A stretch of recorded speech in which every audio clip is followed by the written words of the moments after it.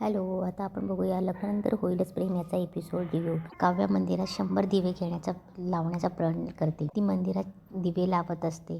शेवटचे दिवे उरलेले असतात. इकडे पार्थ कंडिशन खूप सिरियस होते. काव्या दिवे लावता लावता वादळ येतं. दिवे विझायला लागतात. तेव्हा काव्याला खूप टेन्शन येतं. काव्या म्हणते, देवी आई हे काय चालू आहे तू? अगं पार्थ देशमुख वाचावं म्हणून करते ना मी हे सगळं, आणि तूच अशी करतेस. काव्या दिवे विझू नये म्हणून प्रयत्न करते. एका एका दिव्यामागे धावत असते, पण प्रत्येक दिवा विझत असतो. एक दिवा तर तिच्या हातातून पडतो खाली आणि फुटतो. तेव्हा काव्या खूप शॉक होते. इकडे पार्थची कंडिशन खूप सिरियस होते आणि अचानकच पार्थ शांत होऊन जातो. डॉक्टरांचे प्रयत्न अपयशी ठरतात. तेव्हा मानिनी जोरजोरात रडायला लागते. नंदिनीही रडायला लागते. सगळे रडायला लागतात जोरजोरात. नंदिनी पार्थच्या रूममध्ये जाते आणि पार्थला बोलते की पार्थ काय चाललं आहे तुमचं? अहो तुम्हाला काव्यासाठी जगायचं आहे, असं कसं? असं तुम्हाला काहीच नाही होणार. इकडे काव्य हातावर कापूर ठेवते आणि तो कापूर पार्थ शुद्धी होईपर्यंत हातावर ठेवलेला असतो तिने. ती कापूर जळत असतो. काव्याचा हात भाजत असतो. तरीही काव्या एवढा त्रास होत असूनही आपली परीक्षा देत असते. इकडे अचानकच पार्थ काव्या म्हणून आवाज देतो. तेव्हा नंदिनी पटकन धावत बाहेर जाते आणि बोलते की डॉक्टर पार्थ यांनी हालचाल केली आहे, तुम्ही जा पटकन. तेव्हा सगळ्यांच्या जीवात जीव येतो. इकडे जीवाही मंदिरात आलेला असतो पार्थसाठी काहीतरी मागावं म्हणून. जीवा मंदिराच्या पायऱ्यांवरच दिवे बघतो. दिवा एवढे दिवे कोणी लावले हे दिवाला शंका असते. तेव्हा दिवा मंदिराच्या पायऱ्या चढत असतो. तेव्हा काव्या इकडे हातात जळता कापूर घेऊन उभी असते देवी आईच्या समोर. तेव्हा जीवा मंदिरात येतो. बघतो काव्याच्या हातात कापूर बघून जीवा बघतच असतो. जीवा थोड्या वेळ तिथंच उभा राहतो. तेवढ्यात त्याला नंदिनीचा फोन येतो आणि नंदिनी खूप खुश होऊन बोलते की जीवा आपले पार्थ शुद्धीवर आलेत. तेव्हा जीवालाही खूप आनंद होतो. तेव्हा जीवा बोलतो काय? तेव्हा जीवा पटकन बोलतो की मी नंतर बोलतो. पटकन धावत काव्याकडे जातो आणि बोलतो की काव्या अगं पार्थ शुद्धीवर आला आहे, पार्थ दादा. तेव्हा काव्याला जीवा बोलतो की काव्या अगं तुला कळतंय का? तुला ऐकायला येते का? पार्थ दादा शुद्धीवर आला आहे. तेव्हा काव्याच्या जीवात जीव येतो. काव्या बोलते खरंच? तेव्हा जीवा तिच्या हातातला कापूर पटकन विझवतो आणि तिचा हात बघतो आणि बोलतो की तू हे पार्थ दादासाठी केले? तुला माहिती आहे पार्थ दादा शुद्धीवर आला आहे आणि तो फक्त तुझ्यामुळे. तेव्हा जीवा बोलतो की चल पटकन, अगं तुझी गरज तिथे, पार्थ दादाला तुझी गरज आहे. तेव्हा काव्य जायला लागते. तेवढ्यात काव्य शांत होते. तेव्हा जीवा बोलतो अगं काय झालं काव्या, अशी का करतेस तू? तेव्हा काव्य बोलते की मी नाही येऊ शकत, माझी कितीही इच्छा असेल तरी मी नाही येऊ शकत. तेव्हा जीवा बोलतो अगं पण का? तेव्हा काव्य सांगते की मला मानिनी काकूंनी शपथ घातली की हे सगळं माझ्यामुळे झालं आहे असं त्यांना वाटतं. तेव्हा जीवा बोलतो ते काही नाही अगं, पण तुझ्यामुळे तो शुद्धीवर आला आहे आणि आता तुला कोणीही अडवू शकत नाही पार्थ दादाला भेटण्यापासून. तेव्हा जीवा काव्याचा हात पकडतो आणि तिला मंदिरातून हॉस्पिटलमध्ये घेऊन जातो. हॉस्पिटलमध्ये पार्थही काव्य करत असतो. जीवा हॉस्पिटलमध्ये काव्याचा हात धरून घेऊन येतो. तेव्हा नंदिनी काहीतरी बोलणार. तेव्हा जीवा तिला हात करतो, थांबवतो आणि तसा सरळ ऑपरेशन थिएटरमध्ये जाऊन पार्थच्या रूममध्ये जातो. तेव्हा पार्थच्या रूममध्ये गेल्यावर तेव्हा काव्य आणि जीवा पार्थला आवाज देतात. तेव्हा पार्थ बोलतो काव्य तुम्ही? तेव्हा काव्य आणि पार्थ एकमेकांकडे बघत असतात. तेव्हा जीवा बोलतो मरणाच्या दारातून परत आलायस बडे भैया तू. तेव्हा काव्यही बोलते जर पार्थ देशमुख जर तुम्हाला काही झालं असतं ना. तेवढ्यात ती जीवाकडे बघते. तेव्हा जीवाही तिच्याकडे बघतो. तेव्हा जीवा बोलतो तुम्ही दोघं बोला, मी बाहेर आहे. तेव्हा काव्य आणि पार्थ एकमेकांशी बोलत असतात.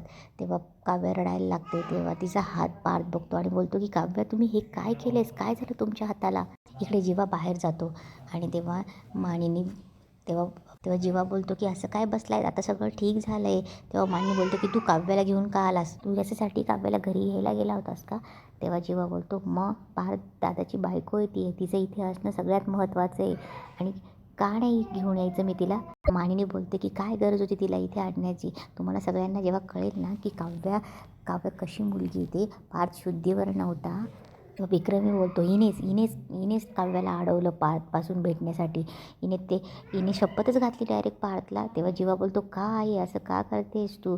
आई तू अशी नाही आहेस. तेव्हा मानिनी बोलते की तुम्हाला जेव्हा सगळ्यांना कळेल ना की काव्या काय मुलगी येते तेव्हा तुम्हाला सगळ्यांना समजणार आहे. तेव्हा जीवा बोलतो मग सांग ना मग काय मुलगी येते म्हणून. इकडे पार्थ काव्याला बोलतो की काय काव्य, तुम्ही माझ्यासाठी हे केलंस, हात भाजून घेतला स्वतःचा. तेव्हा काव्य बोलते नाही असं काही नाही आहे. तेव्हा पार्थ बोलतो काही नाही आहे काय. पार्थला त्रास होत असतो तरीही पार्थ उठतो आणि काव्याचा हात हातात पकडतो आणि तिला मलम लावत असतो. तेव्हा काव्य बोलते नका हो, मला काही नाही, मी ठीक आहे, मलम लावला तर झोंबेल मला. तेव्हा पार्थ बोलतो झोंबू द्या ना, मी आहे फुंकर घालायला. तेव्हा काव्याला खूप भारी वाटतं. काव्य पार्थकडे बघत असते.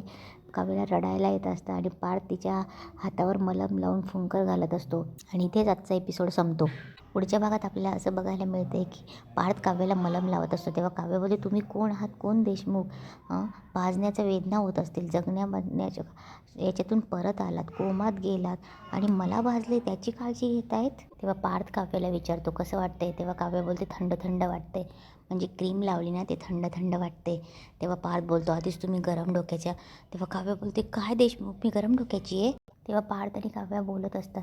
तेव्हा पार्थ बोलतो की मला विश्वासच बसत नाही की तुम्ही सगळं हे केलं, तुमचा विश्वास आहे यावर.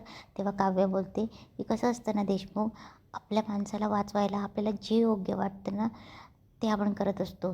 त्यावेळी मला काहीच सुचत नव्हतं आणि मला जेव्हा कळलं ना की तुम्ही कोमात गेले तेव्हा मला घाबरवायला झालं आणि तेव्हा मला जे योग्य वाटलं ते मी केलं. तेव्हा पार्थ बोलतो बरं ठीक आहे, मला एक कळत नाही, गेलो असतो तर मी काय झालं असतं. तेव्हा काव्य पटकन त्याच्या गालात अशी मारते. तेव्हा पार्थ गालाला हात लावतो आणि बारीक हसत असतो. तेव्हा काव्य पण असे तिला असं जाणवतं की तिने पार्थच्या गालात मारली म्हणून. इकडे जीवा विचारत असतो अगं बोल ना काय झालंय म्हणून. तेव्हा मानिनी बोलते आता काही सांगण्यासारखं नाही आणि तू आता कशाला ओरडतोय, मला बोलला ना आवाज हळू कर म्हणून, हॉस्पिटलमध्ये आहोत आपण असं. तेव्हा जीवा बोलतो कसं आहे ना आई, कोणाला काव्य कशी वाटते, कोणाला काव्य उद्धट वाटते, कोणाला काव्य फटकळ वाटते, पण काव्य काय आहे ना हे तुम्हाला माहीतच नाही आहे. तेव्हा मानिनी बोलते हो ना कळतं ना काय आहे ती काय घड्याळ आणण्यासाठी आगीत उडी मारू शकते.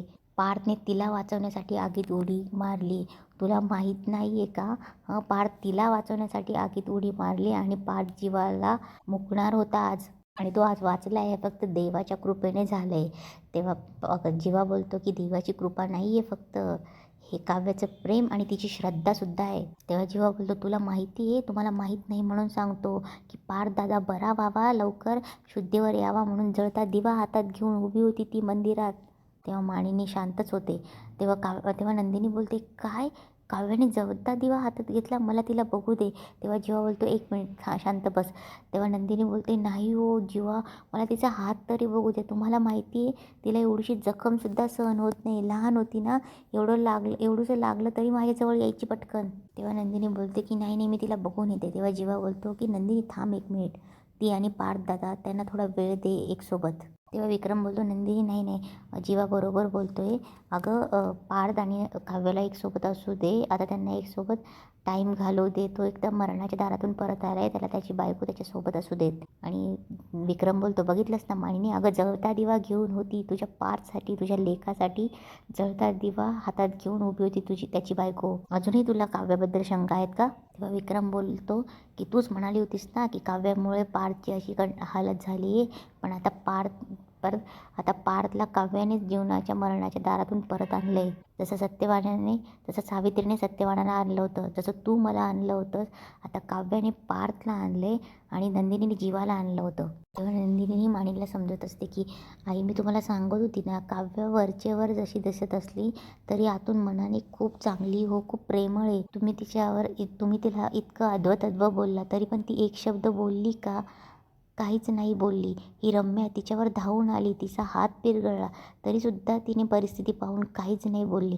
आणि वसुआत्या तुम्ही म्हणत होता ना की पार्थच्या बायकोने जर काही वैकल्य केलं तरच पार्थ बरा होईल, पण आता बघितलंच ना की काव्याच्या श्रद्धेमुळे पार्थ आपल्यात आहेत. तेव्हा नंदिनी बोलते त्यामुळे आई मी रिक्वेस्ट करते तुम्हाला, म्हणजे सगळ्यांनाच, आता तरी निदान काव्याबद्दलचं मत बदला. तेव्हा वसू येथे बोलते वा वा, काव्याने केलं हे सगळं तुम्हाला दिसतंय, पण पार्थसाठी रम्याने काय केलं ते तुम्हाला नाही दिसलं. तिने निर्जळी उपवास केला, मंदिरात अभिषेक करून घेतला, आता या हॉस्पिटलमधल्या देवासमोर तासनतास हात जोडून उभी होती, ते तुम्हाला नाही दिसलं, पण काव्य काय करते ते दिसलं. तेव्हा नंदिनी काही बोलणार तेवढ्यात जीवा बोलतो नंदिनी आपण कितीही बोललो तरी यांच्या डोक्यात शिरणार आहे का. तेवढ्या डॉक्टरांना जीवा बोलतो की डॉक्टर पार्थ दादाला आम्ही कधीपर्यंत घेऊन जाऊ शकतो. तेव्हा डॉक्टर बोलतात की आपण त्यांना उद्याच डिस्चार्ज देऊ, आज हवं तर कोणीतरी त्याच्यासोबत थांबा. तेव्हा मानिनी बोलते मी थांबते. तेव्हा डॉक्टर बोलतात की त्यापेक्षा त्यांच्या बायकोलाच थांबू द्या ना, कारण की ते कोमात जाण्याच्या आधीपासून तर शुद्धीवर आल्यापर्यंत त्यांचंच नाव घेत होते. तेव्हा डॉक्टर तिथून निघून जातात. तेव्हा जीवा बोलतो बरोबर बोलतायत डॉक्टर, पार्थ दादासोबत काव्यालाच थांबू द्या. ते काव्य पार्थला बोलत असते सॉरी सॉरी देशमुख. पार्थ बोलतो केवढ्यानं मारलं मला, अजून चुरचुरतंय. तेव्हा काव्य बोलते तुम्ही जे बोललात ना त्यामुळे झालं असं. तेव्हा पार्थ बोलतो मी फक्त प्रश्न विचारला होता, चांगलं उत्तर दिलं तुम्ही. गालाला हात लावून पार्थ बोलत असतो. तेव्हा काव्य बोलते तेवढ्या तिथे नंदिनी येते. नंदिनी बोलते की पार्थ कसे आहात तुम्ही. तेव्हा पार्थ हसतो. तेव्हा आणि काव्याला विचारते आणि काव्य तू अगं हात भाजून घेतलास तू, किती लागला असेल तुला, खूप दुखतं आहे का. तेव्हा काव्य बोलते अगं ताई देशमुखांनी मलम लावला आहे मला. तेव्हा नंदिनी बोलते की मग आता बरं होईलच, तुम्ही दोघं एकमेकांची किती काळजी घेतात. तेव्हा नंदिनी बोलते की काव्या उद्या पार्थ त्यांना डिस्चार्ज भेटतो आहे, तर आम्ही सगळे निघतो, तू थांबते इथे. तेव्हा काव्य बोलते की हो मी थांबेल. तेव्हा पार्थ बोलतो अरे वा मांजर इथे थांबणार. तेव्हा काव्या त्याच्याकडे रागाने बघते. तेव्हा नंदिनीला खूप हसायला येतं आणि ती बोलते आम्ही निघतो, तुम्ही चालू द्या तुमचं. तेव्हा नंदिनी जायला लागते. तेव्हा काव्य बोलते ताई ऐक ना, जन्मजय मला इथे घेऊन आले, मानिनी काकूंनी बघितलं त्यांना राग तर नाही आला ना. तेव्हा नंदिनी बोलते की अगं नाही, उलट जीवा तुझ्याबद्दल इतके काही बोलत होते ना, तर कोणाला बोलायची संधीच नाही दिली. तेव्हा काव्य मनात बोलते की जीवाला असं अचानक काय झालं आहे की आज तो मला हात धरून इथपर्यंत घेऊन आला, माझ्या बाजूने सगळ्यांशी बोलतोय, आज अचानक असं का केलं जीवाने. तेव्हा काव्य बोलते नंदिनीला ते जन्मजय माझ्या बाजूने बोलले. तेव्हा नंदिनी बोलते हो आणि का नाही बोलणार, तू पार्थसाठी एवढं केलं म्हटल्यावर ते सगळ्यांशी बोलणारच ना. तेव्हा नंदिनी गेल्यावर काव्य थोडी शांत होते. तेव्हा पार्थ बोलतो की जीवा तू मला इथपर्यंत घेऊन आला आणि त्यावर आईला राग येण्याचं काय कारण. तेव्हा काव्य शांतच होते आणि बोलते अरे देवा आता काय उत्तर देऊ मी यांना. तेव्हा पार्थ विचारतो तुमच्या दोघींमध्ये नक्की काय चाललं आहे. इकडे नंदिनी घरी आलेली असते आणि तिचं आनंद निवासचं तुटलेलं मॉडेल बघून तिला पुन्हा ते आनंद निवासचे दिवस आठवतात. तेवढा तिथे जीवा येतो. जीवा नंदिनीला बोलतो की नंदिनी सकाळपासून काहीच खाल्लेलं नाही आहेस तू, थोडं खाऊन घे. तेव्हा नंदिनी बोलते नको. तेव्हा जीवा बोलतो की नंदिनी असं का करतेस, अगं तुला मी किती वेळा सांगितलं की मी तुला फसवलेलं नाही आहे. त्या इन्व्हेस्टरने ऑलरेडी ती लँड खरेदी केली होती, मी फक्त प्लॅनिंग पेपरवर साईन केल्या आहेत. तेव्हा नंदिनी बोलते की आपण ह्या विषयावर का बोलतोय, मी बघेल माझं काय करायचं ते. तेव्हा जीवा बोलतो काय करणार आहेस तू. तेव्हा नंदिनी बोलते की बघेल मी, 15 दिवस राहिले, करेन काहीतरी गहाण ठेवेन, काहीतरी विकेंड करेन काहीतरी. तेव्हा जीवा बोलतो अगं आपण दोघं मिळून करू ना. नंदिनी बोलते दोघं मिळून. तेव्हा जीवा बोलतो की तुझा माझ्यावर विश्वास नाही आहे. तेव्हा नंदिनी बोलते की विश्वास कोणावर ठेवायचा असतो की आईने हवेत बाळाला फेकल्यावर ते बाळ खाली कोणीतरी आईवडील घेणारे, हे बाळाला विश्वास असतो की दुसऱ्या दिवशी आपण सकाळी उठणार आहोत की नाही उठणार आहोत हे माहिती नसूनसुद्धा आपण वर्षानुवर्ष इन्शुरन्स काढतो, त्याला विश्वास म्हणतात. तेव्हा जीवा बोलतो म्हणजे याचा अर्थ तुझा माझ्यावर आत्ता तरी विश्वास नाही आहे. अनोळखी माणसाशी बोलू नको असं म्हणणारे आपले आई वडील जेव्हा अनोळखी माणसाला आपल्या मुलीचा हात देतात, तो असतो विश्वास. तेव्हा नंदिनी बोलते माझा विश्वास होता तुमच्यावर, डोळे झाकून विश्वास होता, पण आता उघड्या डोळ्यांनी जे काही दिसतंय ते मान्य करण्याची हिंमत नाही आहे माझी. इकडे वसू आणि रम्या बोलत असतात. तेव्हा रम्या बोलते की उपवास तापास मी केले, निर्जळी मी राहिली आणि तिथे राहायला कोणाला मिळालं तर काव्याला. तेव्हा वसू बोलते मग तू राहणार आहेस, काव्य त्याची बायको आहे अगं. तेव्हा रम्या बोलते मग काय झालं, मी माझ्या पार्थसाठी राहिली असती ना अगं आई, पण कोणीही मला विचारलं नाही. तेव्हा वसू बोलते अगं मानिनी त्याची आई असून तरीसुद्धा तिला डॉक्टर काय म्हणाले की काव्याला त्याच्यापाशी राहू द्या म्हणून. एवढं सगळं झाल्यावर तुला तिथे कोणी राहू दिलं असतं. तेव्हा रम्या बोलते ते पण बरोबरच आहे म्हणा. तर रम्या बोलते पण माझ्यासाठी माझा पार्थ बरा झाला ना, हे खूप महत्त्वाची गोष्ट आहे, त्यासाठी मला तरी माझा देव पावला.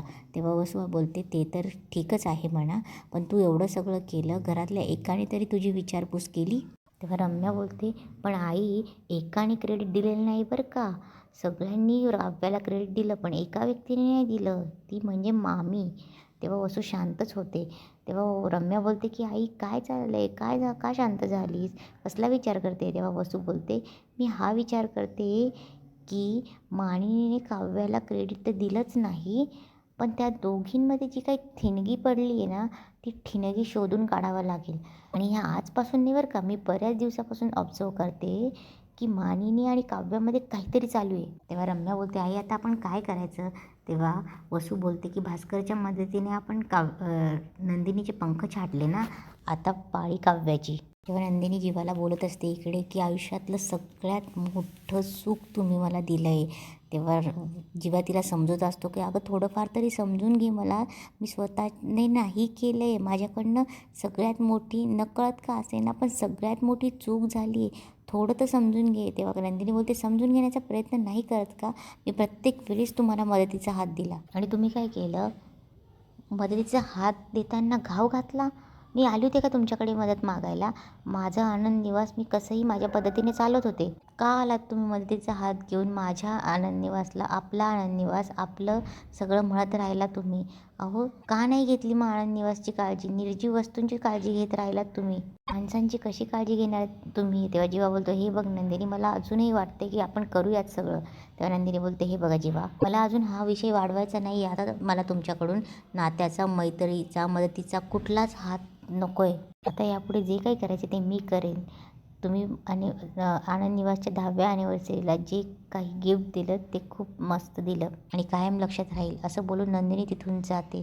जीवाला खूप वाईट वाटतं आणि इथेच आजचा एपिसोड संपतो.